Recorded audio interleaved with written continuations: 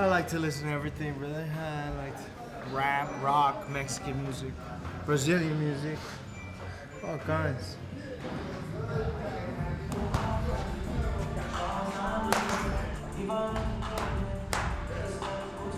Gotta react to that, you gotta react. Been with Kelvin since at least 2004 when he started in junior high wrestling. I've never doubted Kelvin. He's actually been in there with I don't know how many former world champions and either came out victorious or had close fights, so his talents are there. I haven't been this confident in almost 4 to 5 years. We're just working on fine-tuning our skills and strategies and just getting a little sweated.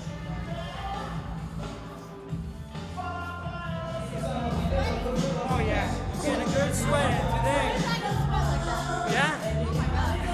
Yo, you look yoked right now. You look good. Awesome. I told you, I'm becoming a woman. I'm no kid, little baby girl anymore. Lost the baby fat.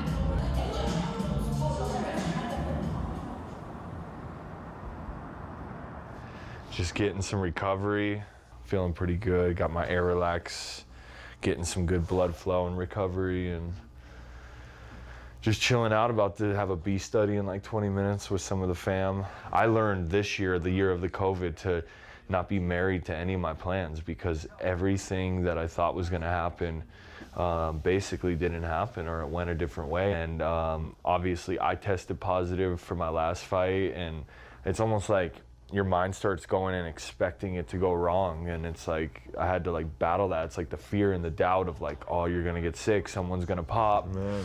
But I was also saying too that Gaslam's got to deal with that mentally. Just losing 3 fights in a row. I remember when I lost 2 fights in a row, it was just fear of losing again, you know? It's like, oh my God, I'm gonna lose my job, and like all that fear, you know? This one kind of resonates with me. Physical training is good, but training for godliness is much better, promising benefits in this life and the life to come.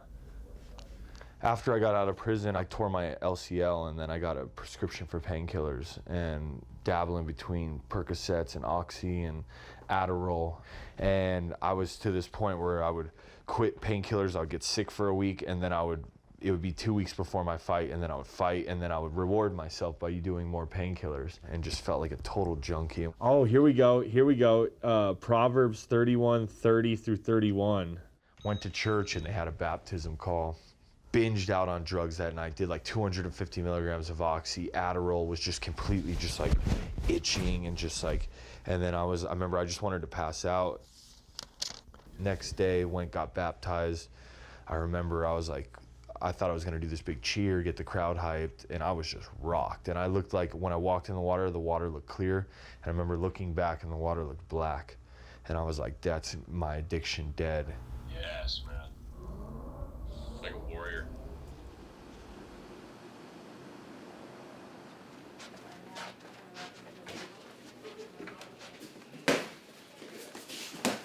Gilbert had an amazing camp. You know, and I think that's something Gilbert has done consistently over a period of time. He doesn't shy away from hard work. He's there for his teammates are there for him. You know, I think everything's come together pretty well for him. When you relate jiu-jitsu, you think jiu-jitsu more of a gentle art and slower pace, waiting for somebody to make a mistake. Gilbert's jiu-jitsu is not like that at all.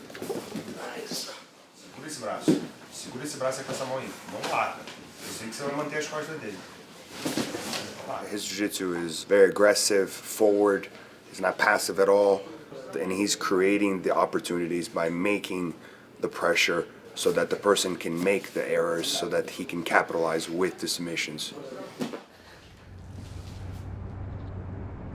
We now welcome UFC welterweight champion Kamaru Usman. Kamaru, thank you for the time today, sir. About this fight, how does this one add to your legacy? Yeah, I mean, legacy is not something that I'm worried about right now. You know, I learned very, very early in the game when I was 1-1. I was living with Rashad Evans at the time. I Googled him, and I saw his Dog, and I'm thinking to myself, how could I ever one day get this many greens on my resume? How could I do that? And I remember the talk with him where he was just like, you know what, you just got to take it one fight at a time. And then when you're said and done, they will pile up. And I started doing that, and next thing you know, everyone's saying, hey, you got one more fight to tie George St. Pierre for this record. So as long as I continue to just take it one fight at a time, legacy, that's something that will come after when you look back on your achievements. Thank you so much, Kamaru. That unfortunately is all the time we have for you, sir. We appreciate it. All right. Thank you, guys. Oh, you hear that? Oh! Boom, dead. Oh, sweet. Well, they just gave it to me. I'm just practicing. Swap it out, bro. So look, that one's ranked legendary all the way. If you'll find another. So you want to get it? Yeah, you can find. Yeah, if you want a shotgun. Right. But not really. I mean, inside of a house, a shotgun pretty devastating. So is the RPG.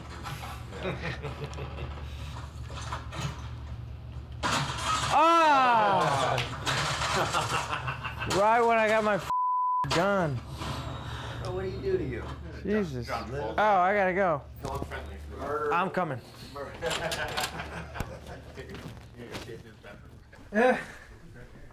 I got scared. They were shooting at me. Oops, forgot about this. We got distracted. We now welcome the number 9 ranked UFC middleweight contender, Kelvin Gastelum. Kelvin, thank you for the time today, sir. Thank you for having me on. Can you talk a little bit about how you're feeling going into this fight versus how you felt in, say, like the last 3 fights? Yeah, well, particularly in my last 2 fights, my mind was not where it needed to be, and I was thinking too much of the variables that come with the win, and you know, instead of being in the moment and focusing on my opponent, I feel like maybe I was thinking a little bit past them, and that's not the case this time. Okay, well, good luck on Saturday. Thank you.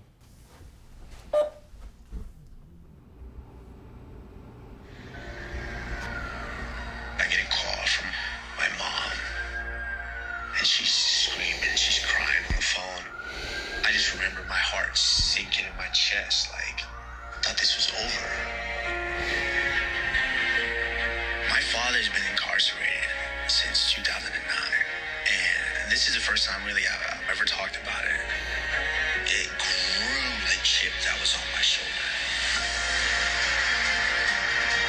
I remember the last time I visited my father, he told me that UFC stuff was always on the TV there. It was kind of a little extra push for me because my father was going to be able to see it. He may come down and say, hey, your son is going to be a champ one day.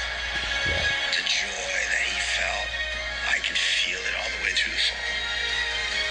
And it's a moment that I will never forget for the rest of my life.